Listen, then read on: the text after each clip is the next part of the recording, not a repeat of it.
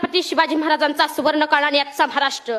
महाराष्ट्र महाराष्ट्र म्हणजे काय? महाराष्ट्र म्हणजे जिजाऊंच्या गळ्यातील माळ म्हणजे महाराष्ट्र. सईचं कुकवानं भरलेलं कपाळ म्हणजे महाराष्ट्र. जगत गुरु तुकोबरायांच्या भजनातील टाळ म्हणजे महाराष्ट्र. कायम आठवणीतला भाळ म्हणजे महाराष्ट्र. कर्तृत्वाच्या सरीनं हिरवागार झालेला रानमाळ म्हणजे महाराष्ट्र. आणि तुमचा आमचा प्राण म्हणजे महाराष्ट्र. आणि तुमचा आमचा प्राण म्हणजे महाराष्ट्र. खरं तर आज महाराष्ट्राची काय परिस्थिती आहे? सगळ्या टायरवाले केरळचे, बांधकामवाले युपीचे, गवंडवाले बिहारचे, सुतारवाले राजस्थानचे, हॉटेल सगळी दक्षिणातांकडे. साहेब, ही पोरं इथं काम करतात, या महाराष्ट्रात येऊन काम करतात, याचं मला मुळीच वाईट वाटत नाही. पण आमच्या महाराष्ट्रातली पोरं कॉलेजच्या कट्ट्यावर बसायचं, पिचकाऱ्या मारायच्या, नाहीतर कुठल्या तरी भाईच्या मागे जाय की म्हणून फिरायचं. याच्या पलीकडे काय करतात का नाहीत? अहो, त्यांना सांगा, आपण या महाराष्ट्राच्या मातीमध्ये जन्माला आलोय. या महाराष्ट्राच्या मातीचा इतिहास कुठल्या ऐऱ्या घेरानं किंवा लुंग्या सुंग्यानं लिहिलेला नाही. या महाराष्ट्राच्या मातीचा इतिहास लिहिलाय शायरांच्या डाफांनी, घोड्याच्या टापांनी, ढगाच्या गडगडाटानं, डोंगराच्या हिरव्या पिवळ्या शालीनं, सह्याद्रीच्या नालीनं.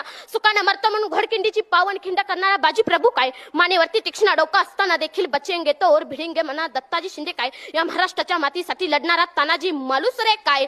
या महाराष्ट्राच्या मातीमध्ये शत्रूला पाण्यामध्ये दिसणारे संताजी धनाजी काय? हा तर महाराष्ट्राच्या मातीचा इतिहास आहे.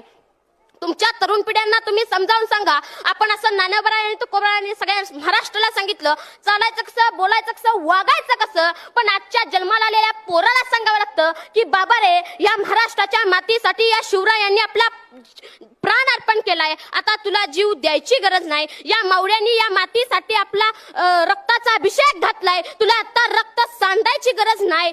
पण या मावळ्यांनी जे बलिदान दिले, ती बलिदानाची जाणीव आपल्याला ठेवायला पाहिजे. आणि बलिदानाची जाणीव ठेवण्याचे मार्ग कोणते? छत्रपती शिवाजी महाराजांनी संभाजी महाराजांना डोक्यावरती घेऊन मिरवणं असं मला वाटत नाही. तर या महापुरुषांना डोक्यावरती घेऊन मिरवण्याआधी त्यांना हृदयात मिरवावे लागेल.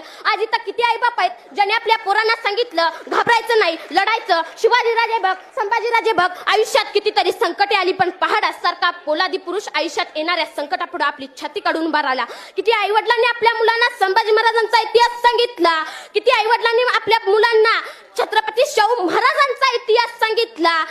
जगात असा एकमेव राजा होऊन गेला की ज्याच्या दरबारात एकही नृत्यांगना नाचलेली नाही.